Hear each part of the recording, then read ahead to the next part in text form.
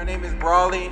I'm the founder of Above 500, Ignite the Culture. This is Pamela Smith. This is Dr. Wanza. This is Billy Carson. This is Kaysia Earley, 19 Keys, and Dr. Jeff Rocker. First of all, I appreciate everybody for coming out here. We're just getting ready to do this amazing panel. We have some amazing leaders here on stage. You know, once we get this panel going, we get the game going, but I want you guys to at least hear what these leaders have to say. We have a lot of insight and wisdom on this stage. We're centering this event around mental health. You know, so I want to thank everybody again for coming out here. I want to thank the panelists. And I want to go ahead and first start off with the commissioner, who is going to give us a few words. Everybody give her a round of applause. Thank you. So let me again welcome everybody to the great city of Pompano Beach. I'm so happy to have you all here. And I was very excited about having this event in Pompano because we know the need for mental illness and educating one another on mental illness in the area. As you can see, driving through the area, we need a lot of help here in the city of Pompano Beach. So when Marquita came through to me and asked me about having such an event, the first thing I said to her is that we need something ongoing. Let me also thank you. If there are any NBA players here, any NFL players here, I want to welcome you as well. Any hip hop artists that are here, I want to welcome you as well. And I want you to know that you are sitting and standing in one of the best high schools in the state of Florida, and that is Blanche Ely High School. So it was because of one lady's dream that we have this school here, and we're so pleased to be here at Blanche Ely High School. So I want to welcome all of you, and let's continue to read and follow as you lead us to where we're gonna go from here about mental illness, because it's an ongoing problem that we have in the community, and we've gotta continue this on a regular basis. So God bless you all, and thank you so much for coming. Let's get started. By the way, I want this to be like an open discussion, so at any point, anyone wants to, give their 2 cents, give their opinion, their perspective on certain things, I'm more than welcome to have that dialogue here, that conversation. I know just watching some of the YouTube videos here, we may share different views. It's okay to express it. In the real world, you're gonna have, situations where you may not agree, and that's fine. We're here to discuss it respectfully, to learn, to, most importantly, to just dive into the mental health and figure out how is it that we can assist with that. I had a lot of questions here. We wanna talk about the school system. Pamela Smith is an advocate of homeschooling, and she's sitting next to the deputy superintendent. So we get to ask them a couple of questions here. My first question was for Dr. Valerie Wanza.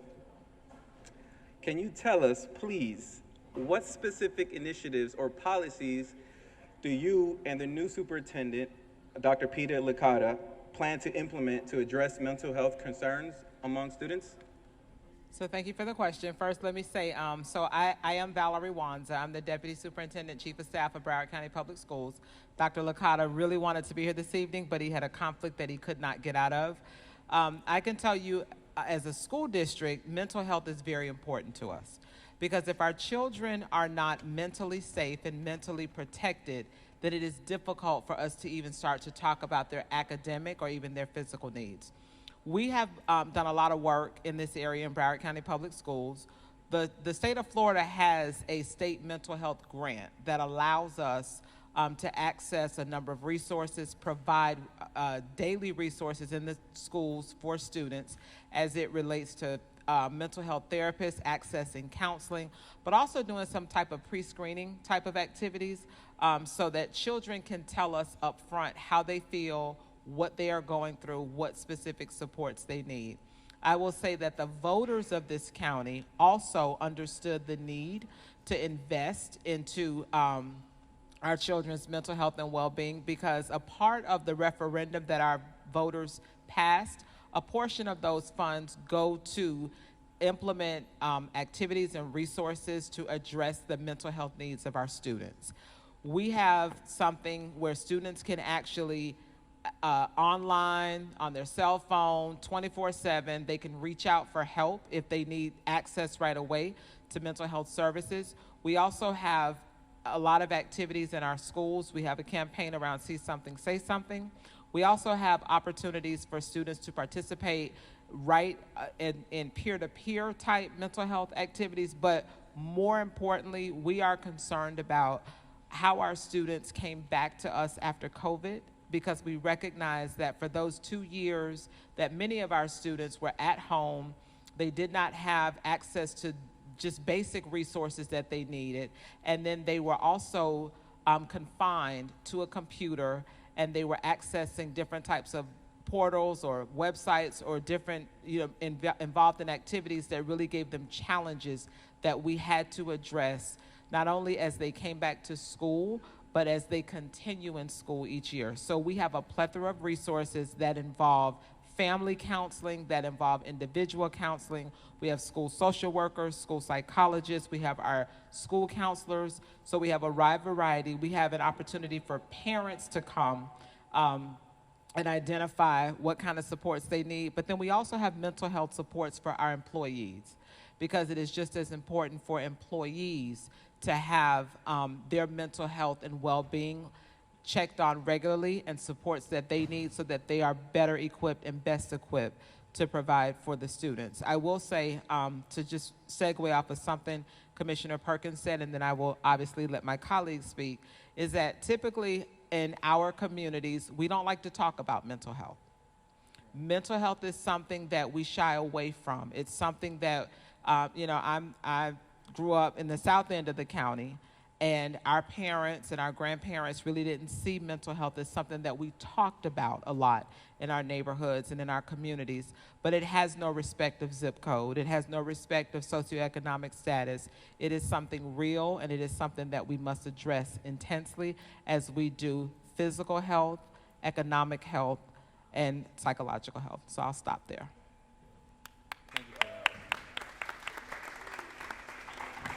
Hi, I'm Pamela Smith, and I am a homeschool mom. I've been homeschooling. I'm going into my 15th year of homeschooling, and I am an advocate for homeschooling. I have a page at BlackHomeEducators on Instagram, and I also ran one of the largest homeschool centers in Florida for 7 years up until COVID, and then we closed down and went online.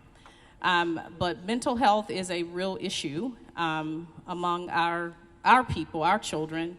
And I saw that with my daughters, which is why I started homeschooling them. My kids went to, my oldest daughter went to the Broward County school system. And what I saw was a lot of bullying and things like that going on. And those things prompted me to say, I have to get involved as a parent. I also drew from my own personal experiences. For me, high school was one of the roughest times for me as a teenage girl. That is when middle school, high school, you're impressible. You can be swayed either way. And so I really felt led to take education into my own hands. And I started that journey of homeschooling my daughters. And today I have graduated 2 daughters, and one is married and has her own business. The other one is a senior at UCF, and she's on the dean's list. So it is very possible as a parent to get involved with your children's education, especially if there's mental health. I saw that from being the director of a center here in Florida. There were a lot of parents who were concerned about their children that were being bullied in school. Bullying was probably the #1 thing that parents would pull their kids out of school for. And so I just want parents to know that there are so many resources. Homeschooling is not like it was 20 years ago. There is countless resources, even through the school system. The school system has a program, a virtual program, that parents can utilize to have their children take online classes at home. So you're not alone. You have the school district that can support you on that journey with your child being at home. And homeschool kids can still participate in sports. They can still come to, per Florida laws, they can play basketball, they can play football at their local school that they would have normally been zoned for. Your children can still be involved in sports and all of those things. So I just wanted to encourage some parents out there, if your child is going through a rough period, perhaps it may be okay to take them out of school, homeschool them, and have that opportunity. Thank you for that. I did have a question. Can you share some of the unique challenges that homeschooling students may face when it comes to mental health and how those challenges can be addressed, in comparison to the traditional school methods when they have someone like right there? A lot of times youth may not be comfortable sharing things with their parents. They hide things like that. So can you share some of those challenges and how you can overcome those? Yeah, definitely having that support system, making sure the children are not isolated. My husband and I work together as a team with our children. We also kept them in sports. My daughter played for high school, and she played track, and she had all of those things in place. So really, our church community was also a resource, making sure that they were involved at church and making sure that, we still had our community there. So really drawing from just people, and that's the thing I love about homeschooling. It's the children are not just in class with kids their age. And people always think, well, if they're homeschooled, they're not going to be socialized. Right. Really, what I saw at my homeschool center was the kids coming out of public school that had socialization issues. Because homeschoolers are around kids of all ages. They're around their grandparents a lot. They're me being in business. I'm an entrepreneur. They were in my business, learning from the business, and they were around people of all ages, which to me made them more well-rounded versus being in a class with just kids their age. And so, which is why my daughter is a communications major now in college. But definitely we were drawing from our community. Although we were homeschooling, we could draw from people in our community to address any needs like that. Okay, well, thank you for that. I want to say, Billy, I saw one of your videos, and you were interviewing, was it your son? Your stepson? Or? Yeah, he's right over there, Gabriel. Yes, yeah. And I was watching that, yeah. right? And he's 9, right? 10 now. 10? Okay. Yeah. So what I got from that, you was asking him questions about basically how the school system is set up, and I saw that you were basically asking him what his itinerary was. Yeah. And just listening to him speak about his itinerary, being in this cubicle for X amount of hours, how does that affect the mental health of students, especially young ones, when we're kind of, boxed in a little bit for several hours, and we're expected, to all that testosterone these little boys have, and they're just stuck in there.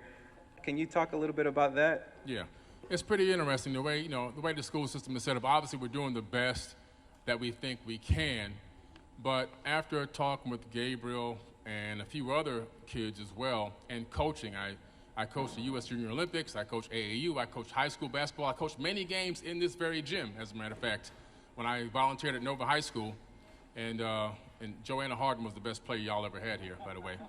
But anyway, so looking at kids and being around kids really for over the past 2 decades, sometimes, in my opinion, when they're really, really young, their minds are like sponges. And so what I would like to see is a future where you can take young kids and you can put them in a room and you can put all different types of things around the room that are linked to things that could become passions in their life, things that they could become passionate about that can turn into actual jobs, you know what I'm saying? And so what you do is you see what they kind of levitate towards, what they gravitate to, gravitate to. And so when they get to these things, all of a sudden now you say, okay, no, this kid went to this thing 3 times in a row. Oh, she went to this 4 times in a row. Let's now start creating a specialized program based around what this child is passionate about, and then let them develop that passion, still learning everything else they have to learn, but making that passion the actual priority, like the main topic or the main subject, right? The major, so to speak. And then what you'll see is something that you're passionate about, you never feel like you're working. So the day will go by instantaneously for those kids. They will feel like they want to go back to school. They'll be looking forward to going to school every single day, in my opinion, as well as when they get older, as they begin to develop those passions into expertise, and they can find a need for those passions in the world. In other words, they're providing it as a service or a product or whatever it is, and they're getting paid for it. The money is in their bank account. They're happy. They don't feel like they're working, and they're very, very happy people. To me, being happy about being passionate about what you're doing for a living is going to eliminate a lot of mental illness. So that's what I say. That's what I say. Since he said we can be interactive, do you mind if I ask what school your child attends? Because I think we need to go interview him and speak personally. No, and I say that in all sincerity, because, like you said, we typically tend to do school the same way for the past 100 plus years, right? And I see two of my colleagues out in the audience. I do want to recognize Dr. Joe Phillips and Mr. Jamie Alberti are here as well from Broward's senior leadership team. And one of the things that we have been challenging ourselves with, not just here in the school district, but how do we challenge the state and the nation to do public education differently, right? Instead of just doing the Carnegie unit that we are all used to, that you got to be in a seat for this amount of time to get this amount of credit, to move this far, to go, when there are children who come to school that I don't need to be in the seat for a full year to demonstrate my competency and my ability to move forward.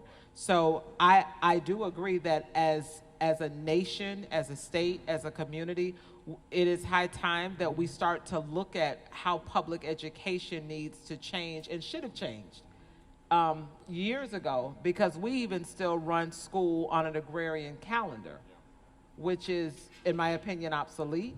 And so those are things that we need to look at. But you probably don't want to say it in front of all these cameras, but we would like to interview him more closely before he goes back to school in August. And one other thing I want to add before I pass it on is, in the school, so at least that's my sixth one now, okay?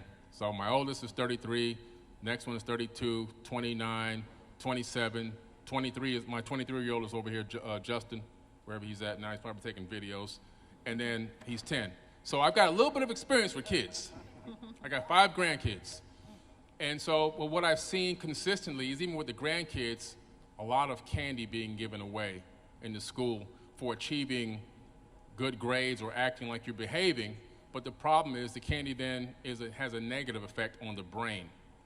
A lot of the times these colors, 40, red 40 and green and all these other colors of these food dyes are toxic for the brain, also adding to more potential mental illness. A lot of kids are acting out just because they got an assignment done, then they get the candy, then they act bad, and we're saying, oh, this kid is unruly. No, you poisoned the kid with some candy that they shouldn't have gotten. We have to find a way to add healthier snacks or better reward systems to kids that will not affect their blood sugar level and also the way that their brain is processing. The brain needs to be sound at all times for them to take in the information.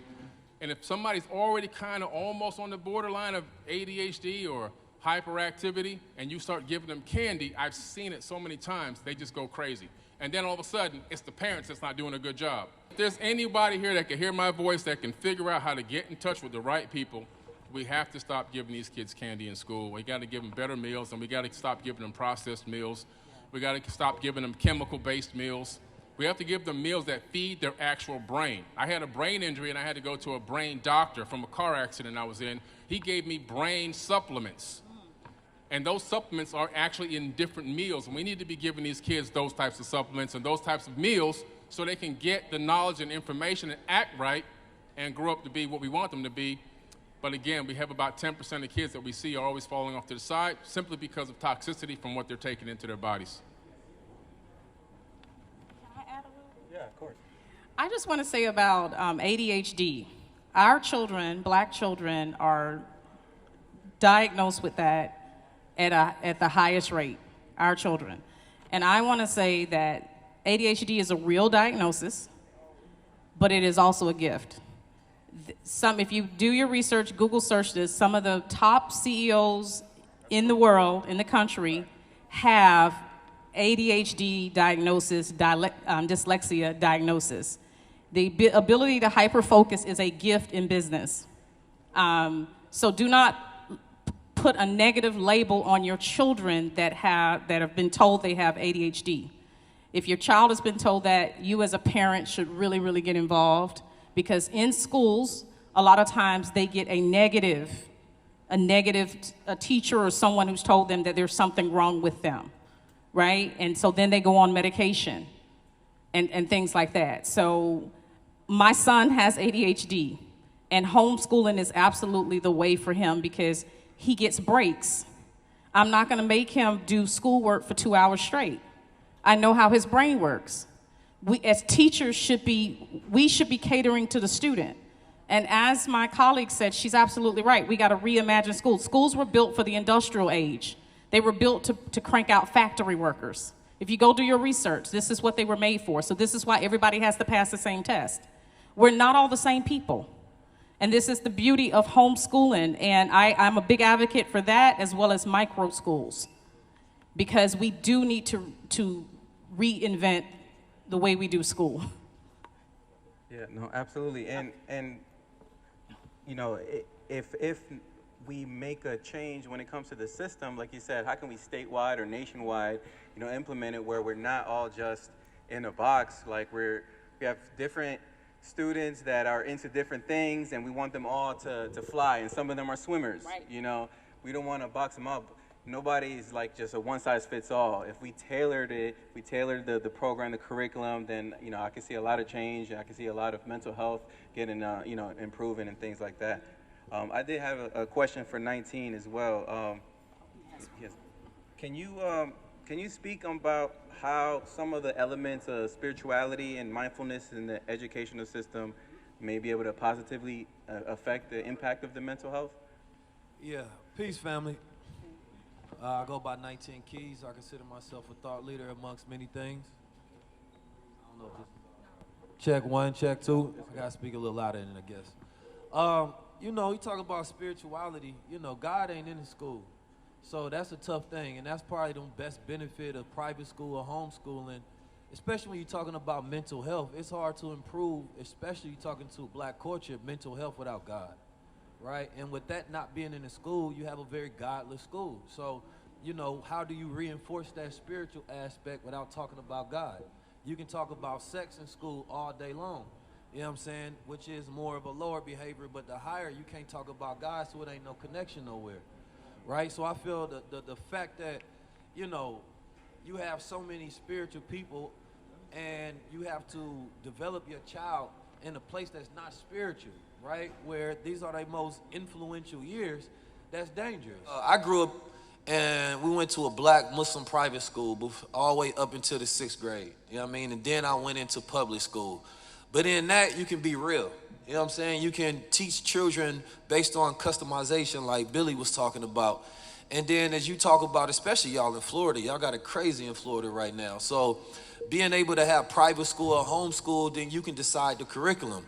If you're going to talk about mental health, you're talking about lifestyle health. That goes on all planes. That go from a mental level, from a spiritual level, from a physical level, right? Dietary level, financial level, because all of these things is going to affect a person's mental state, right? And when we grow up in environments that's chaotic, right? And, you know, you can go home, you can go to school and it can be peaceful, but if you go at home and it's at war, right, where you're constantly seeing things happening in the household, that behavior from that child is going to stick with them.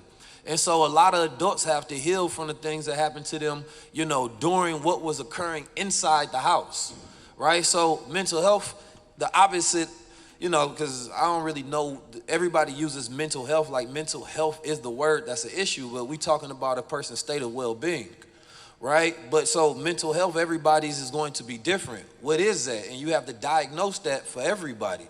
I just came back from Africa, and looking at the children over there, it seemed like they have more joy than any children I've ever seen in the world. And every time I go over there, I notice that, right? But what is that? What is it to where the level of joy outside this country is just naturally higher, right? That's a level of wealth that we don't have because we normally don't get peace. We normally don't get rest. We don't get calmness.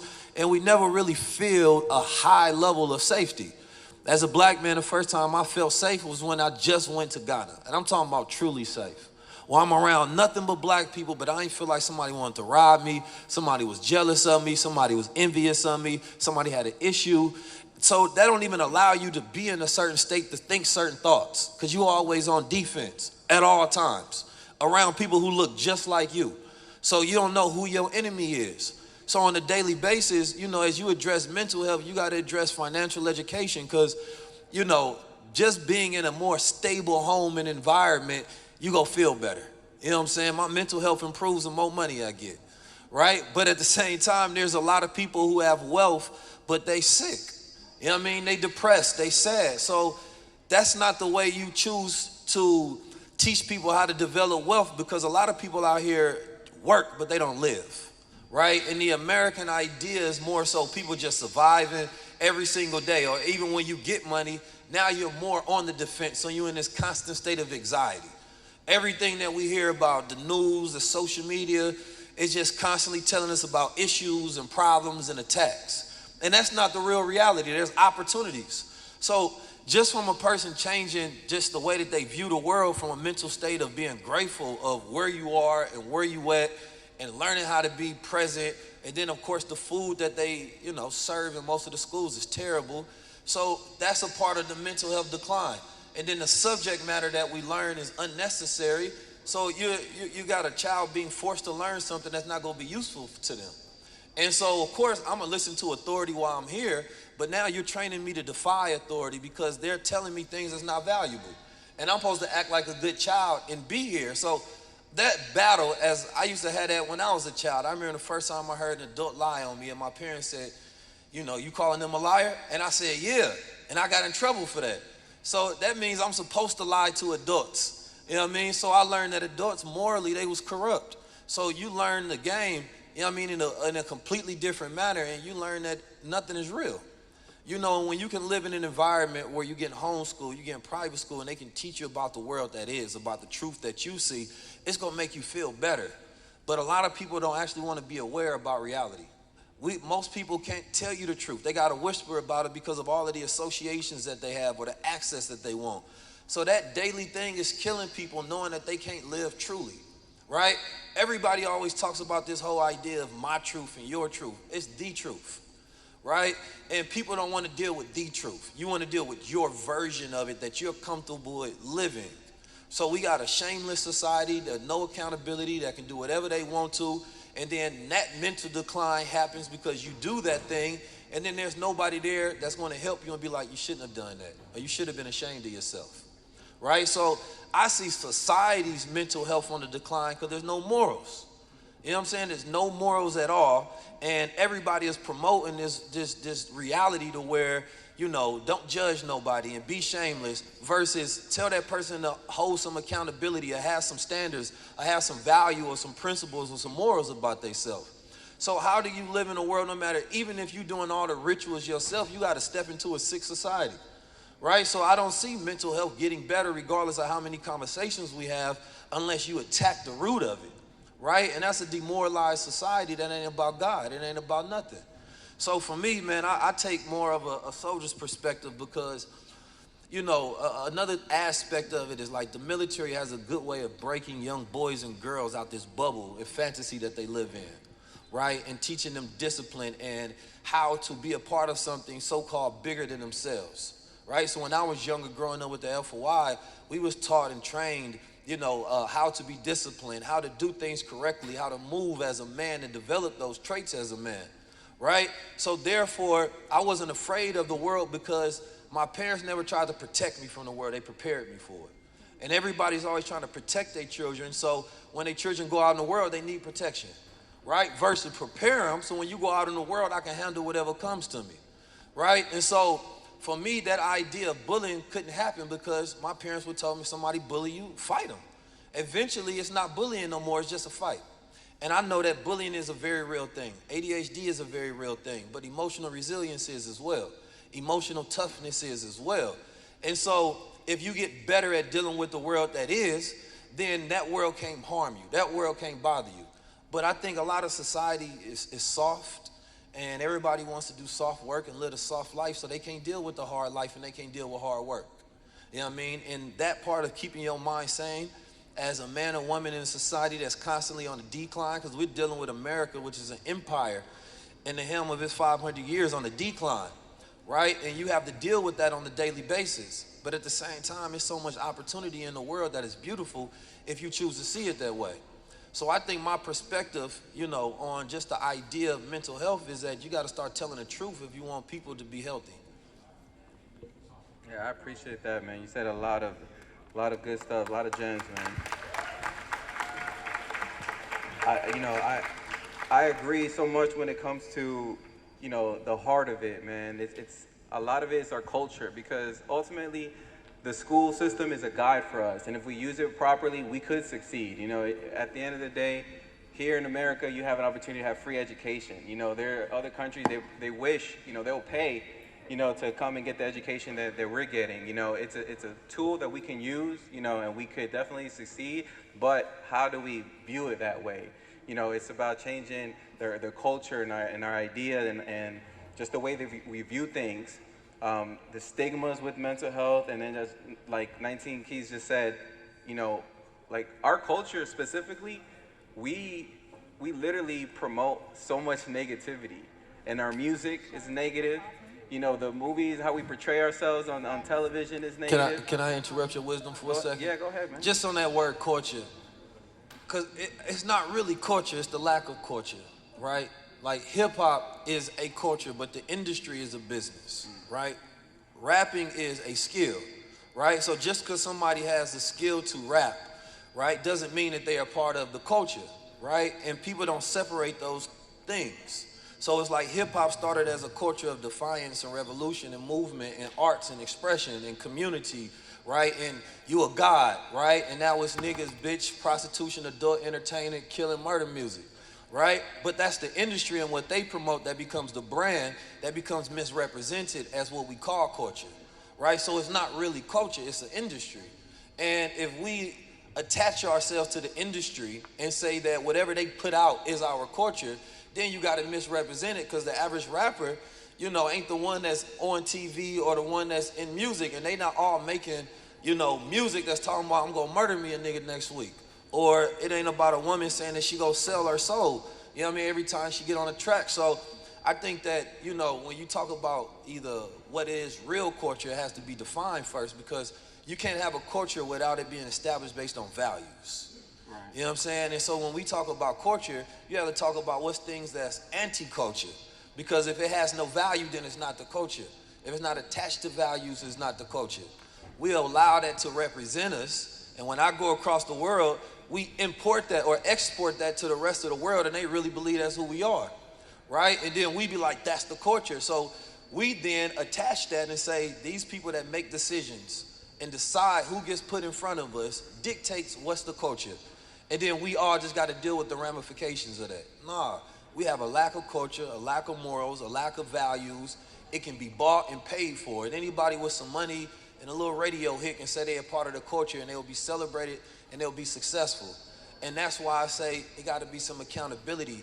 It can't just things that you know what, sis is successful, I love that. Nah, what about the way a person got success, right? That matters.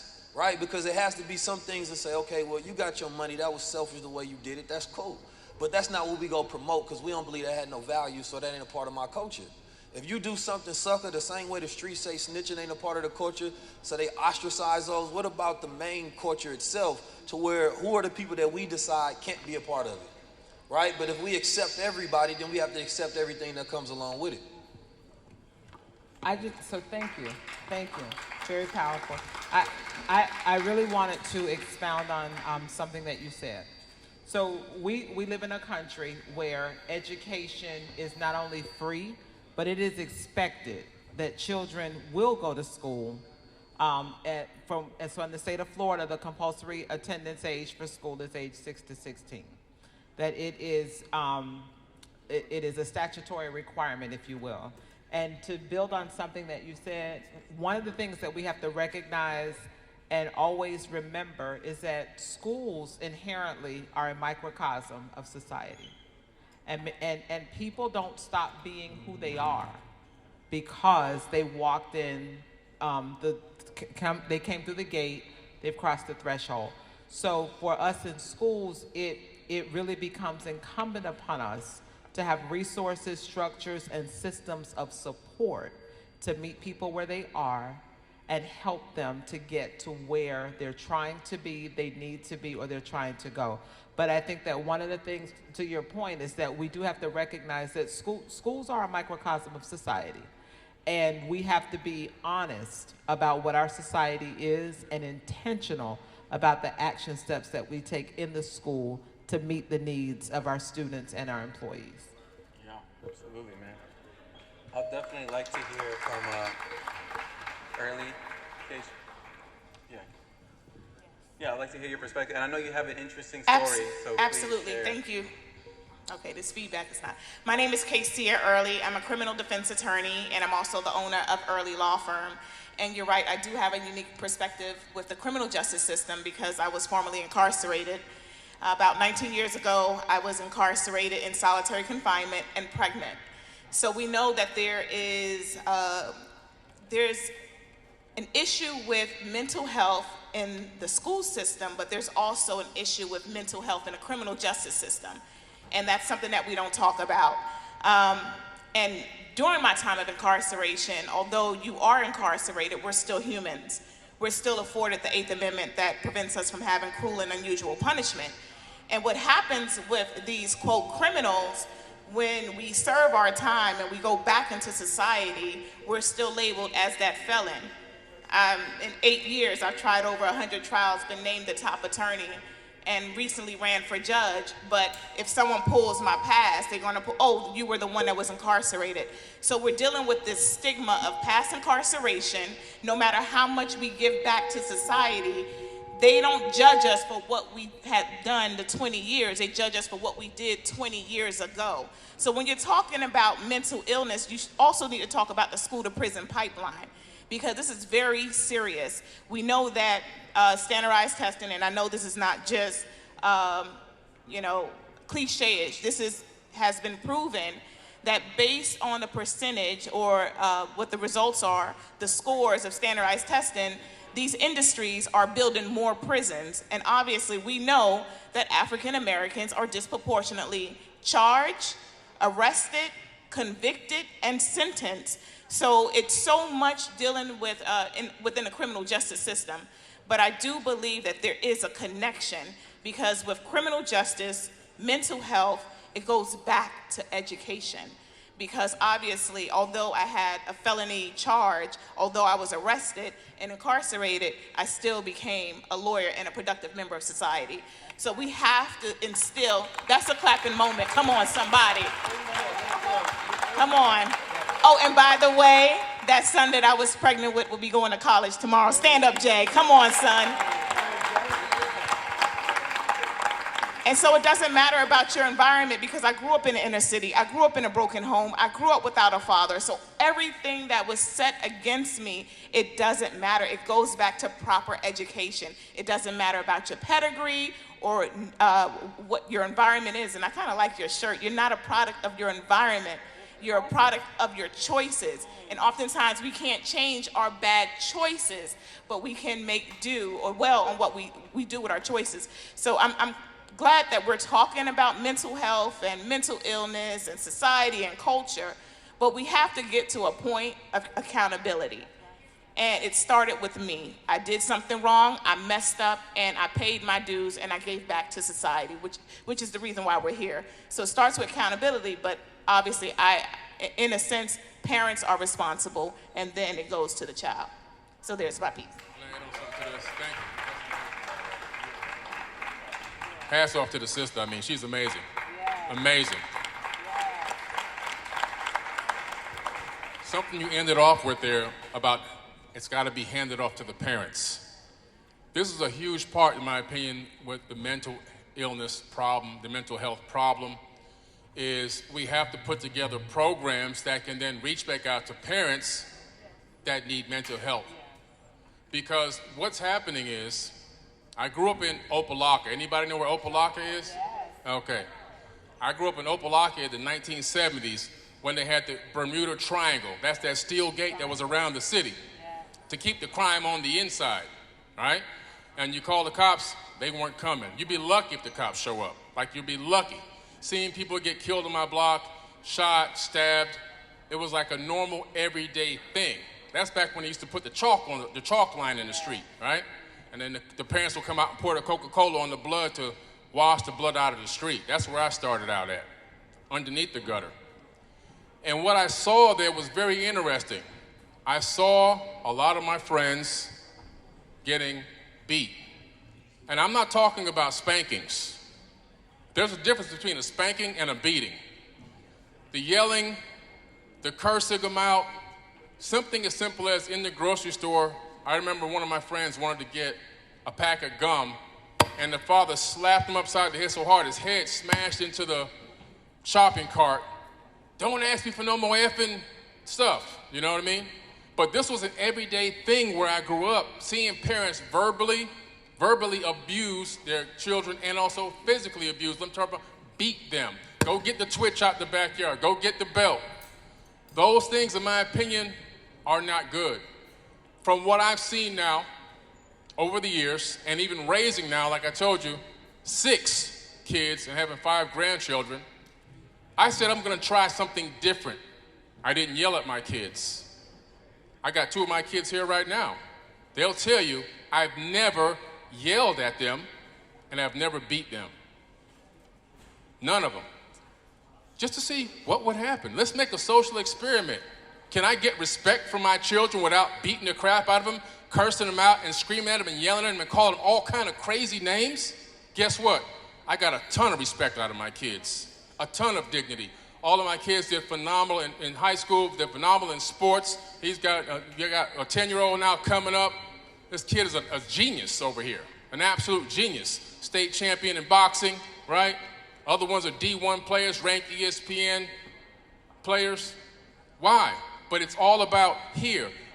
We have to teach parents how to mentally approach and talk to their children, how to act appropriately in front of their children, how to deal with issues within the household that have nothing to do with their children, but then the children get the brunt of the pain and the agony and the frustration.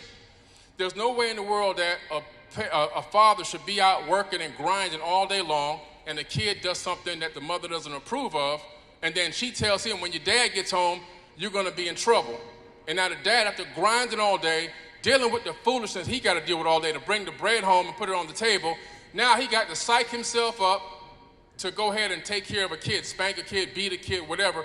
What's gonna happen? The frustration that's building up in him, the trauma from his own life, it spills over into that beating. And then we lose control. And we think we're doing something good, but that's what it was back in the day.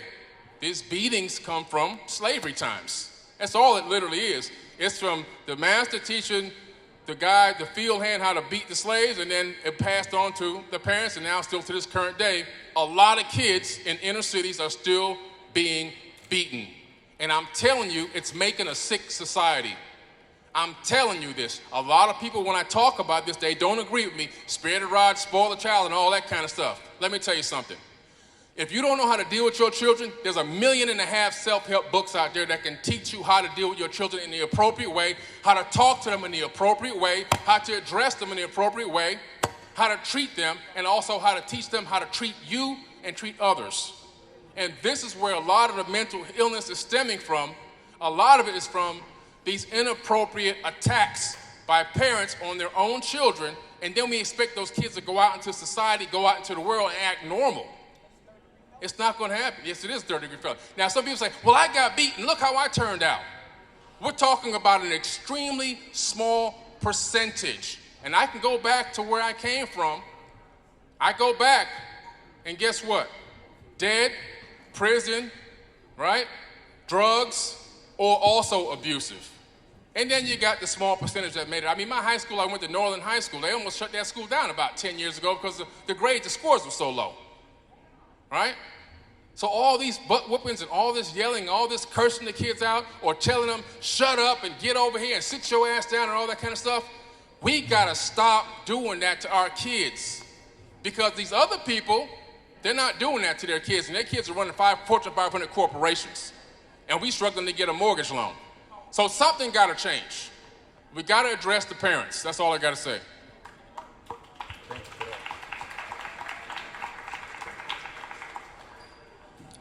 Hey everybody, my name is Dr. Jeff Rocker, also known as the celebrity therapist, and it's my brother 19 Keys, but I definitely disagree with you on something, so I'm gonna have to talk to you about something for a little bit. It's all good, it's all out of love right now.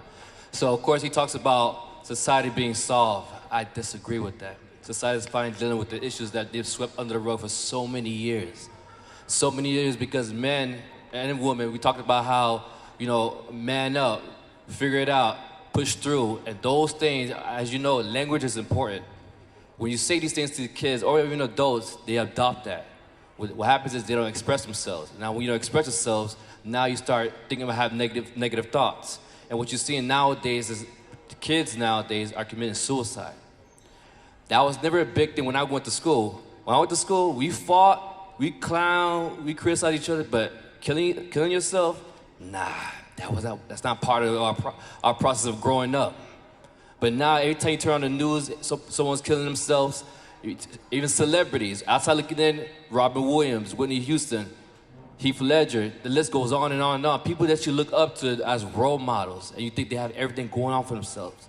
Next thing you know, they decide to take their life.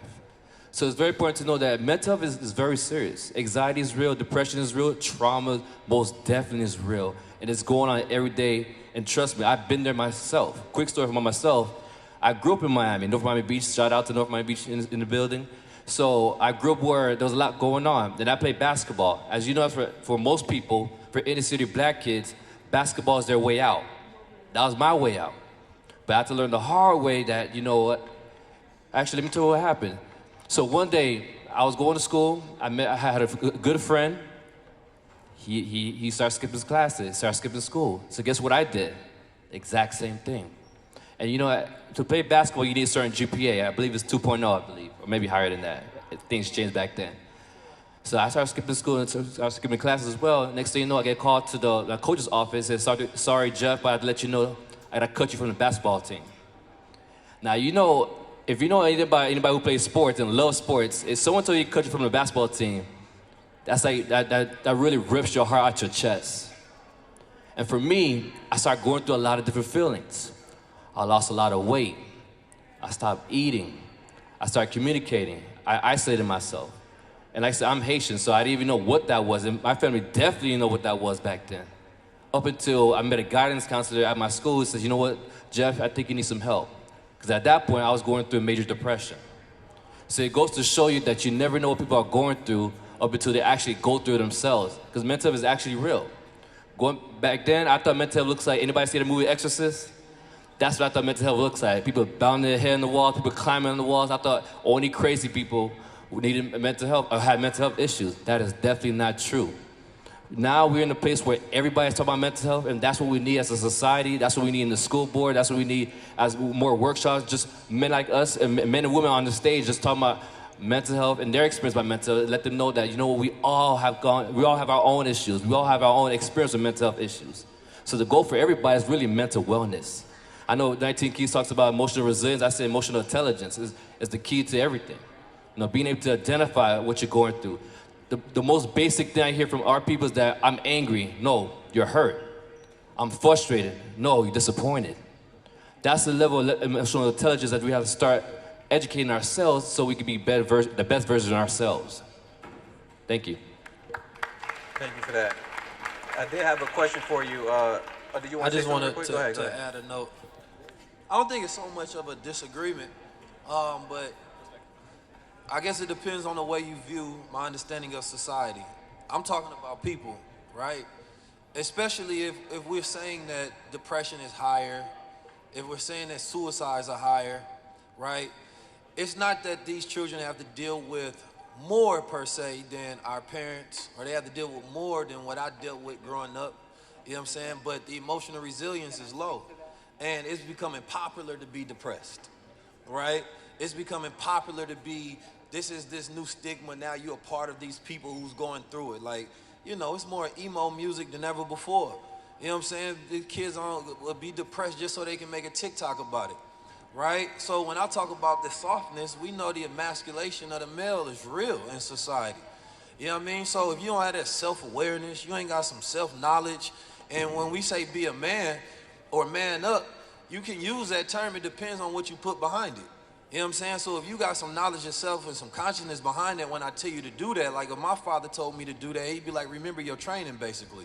Remember the things that you were taught on what a man is and how you develop yourself and how you develop courage to go through things that may be fearful, right? So if you allow everything in the world to bully you, right, then you are soft, right? But if you can stand up to the things that's supposed to get you down, because I believe that you can become tougher before the world becomes better. Right? So therefore you can deal with a world that's already gonna be tough out there. It's not gonna change before you do. Right? So when I talk about society becoming soft, we complain about every little thing, things that you could have the internal mental abilities to be able to deal with constructively and transmute whatever that energy is into some power for yourself. Right?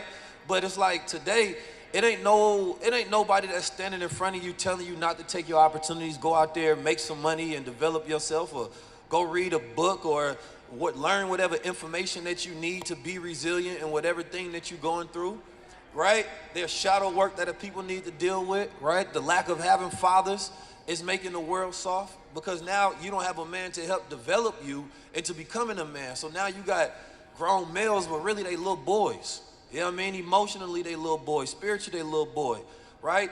You may become a man financially, right? But that'd be about the only category. So learning how to manage the issues and problems and turn that into a solution for yourself, that's the toughness I talk about, right? This new masculinity that they own is really a new femininity that they got men on, right? And so for me, I just like to speak it from a place where, like, you gonna have to drop your nuts and deal with the world before you know what I mean? Because even therapy, if just sitting down and having talk therapy, that's one aspect. But you still got to go in the world, right? Like, I would prefer you going to nature. I would prefer you deal with conflict resolution where you actually got to address somebody, right? And speak to them in person. Men be texting because they don't want to talk in real life because they don't want to deal with that issue, right? So that's the softness that I'm talking about, and I see it every day, right? That's why, you know, everybody got the purses and they got the nails painted, and you know what I mean, they soft as tissue. So I would like to. Yeah, excuse me, I just. It's okay, but I be speaking like I speak to my brothers, so. I would about? like to offer a differing opinion to something Yes, that ma'am. you said, and I will tell you that children today, young people today, are dealing with things that I never dealt with, and I'm 52 years old. I'm proud to say it. I'm 52. My mom is 76. We didn't have social media growing up. When you got bullied or beat up or whatever at school, that stuff ended at the school gate. You didn't have to worry about it. It is 24/7. But I think that you kind of, both of you kind of spoke about it, that we have gotten away from basic things that made children resilient. We have gotten away from basic things that provided children with a sense of self-worth and a sense of inner self-gratitude, right? Y'all can look at me. I've never missed a meal in my life. I was a COD baby. I've been chubby all my life. And it never bothered me that people would pick on me or do that kind of stuff, because my parents talked to me about that coming in the house, and there were things that we had to do that children today don't necessarily have to do. And that goes back to some of the things that we do have to work with parents on. Yes, there are a lot of absent parents, not just fathers, absent parents. There are absent parents. And I think that is when, while the school system plays a large part, we're not the only contributor. There are youth programs, there are community-driven programs, there are programs in many of our places of worship that help fill in that gap, where we have to stand in the gap for absent parents. But I do think that there are some vices. Some of us, if we had social media when we were in high school, we would have never made it out of high school. And to me, that is the truth. So, yeah. And I just want to, again, go back to the law, because when you're dealing with mental health, you also have to deal and understand officer interaction. So we know that there's a sense of anxiety when we interact with law enforcement. So this is very important. I want to leave you all with this, because In the next 60 seconds, you're going to know your constitutional rights when you interact with law enforcement, okay? So I want everyone to remember this acronym, TRAPS, because the majority of arrests, the majority of law enforcement interactions, and everyone's going to get a free card of your constitutional rights, is when you're driving. So T stands for don't get tricked. An officer will legally lie to you to obtain incriminating information. R stands for be respectful, and we talked about this up here. It starts in the home. If you can't respect your parents, how are you going to respect a law enforcement officer on the side of the road who has a gun? And then, if it's between you and him, a dead man can't talk. So just be respectful. That's my job, to go toe-to-toe with them on cross-examination. A stands for you have the right to a free attorney. So even if you don't have a paid private attorney right then and there, lawyer up from the very moment. P stands for never give permission. That's your Fourth Amendment constitutional right. Don't give an officer permission to search your house, car, or belongings. And S, the most important, is silence is golden. Now, I just gave you free legal advice, and we're up here talking about mental health. I'm not here for clients, okay? There's a wait list, by the way. I'm here because I see it day after day. My youngest client was 9 years old. My oldest client was 78. So when I tell people their legal and constitutional rights and they do this, the talking, those are the ones that's going to have to pay for my services. We're trying to feed you knowledge.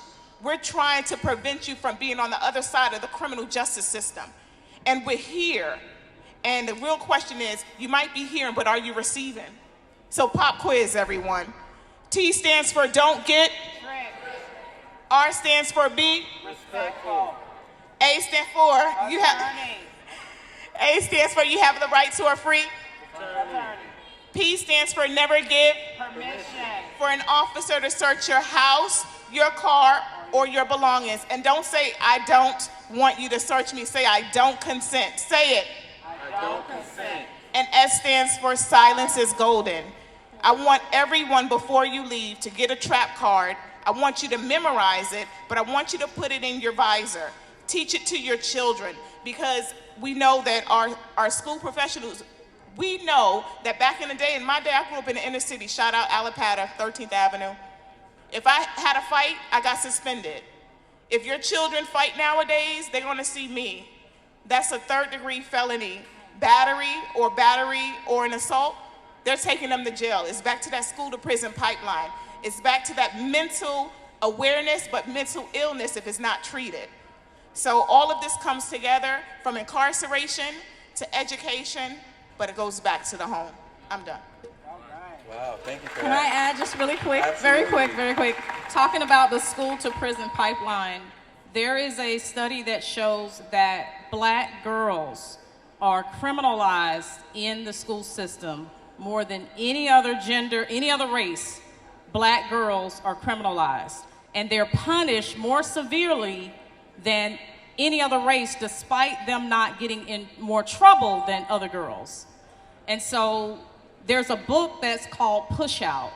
You could get that book on Amazon or wherever you get books, or the library. It's called Push Out, and it talks about, there's also a documentary about how Black girls are criminalized in the school system. So I just want to say, parents, get involved in our school system in the United States. 70% of the teachers are white female, and the majority of them voted a certain way. I'm not going to get into politics, but these are the people that are teaching our children. These are the people that are starting this school to prison pipeline. And so it's important that you get involved. Even if you're not homeschooling your kids, you can read to your children. You can read to them, teach them about their history, because they're not seeing themselves reflected in the curriculum, and a lot of times they're not seeing themselves reflected among the teaching staff and the principals and things like that.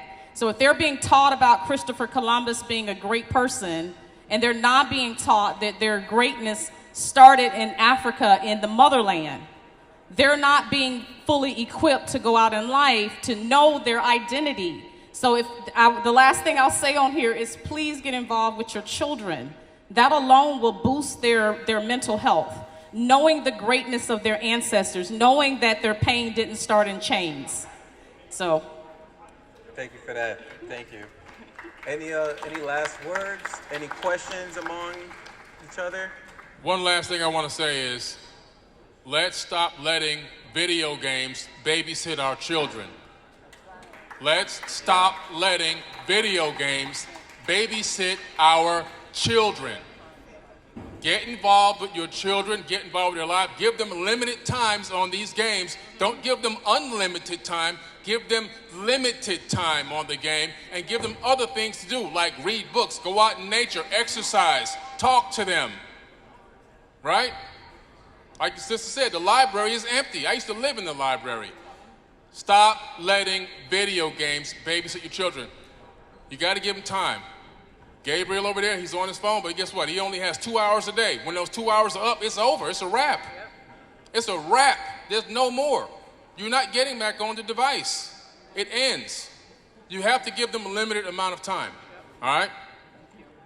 And Knight, my son, I hope you heard all that, what he just said. So, and I hope that this panel was very helpful. I hope we shed light on the importance of mental health. I hope that we were able to explore potential solutions. And then I hope that Dr. Wanza can set us up with the school board a meeting so that we could, implement, start a trial in some region, I'm the founder of Above 500, Ignite the Culture. This is Pamela Smith. This is Dr. Wanza. This is Billy Carson.